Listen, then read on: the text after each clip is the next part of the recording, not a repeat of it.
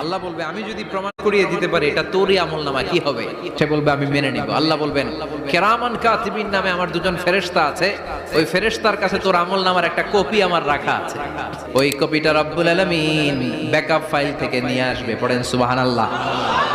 এবার বলবে যে তোর আমলনামার আরেকটা কপি আমার পড়ার দরকার নাই, কিরামান কাতিবিনের ফাইল তোর ফাইল দুইটা মিলা। আল্লাহ ছাড় দেয় কিন্তু ছেড়ে দেয় না। ফেরাউন রে কি দিছিল? ছেড়ে দিছে।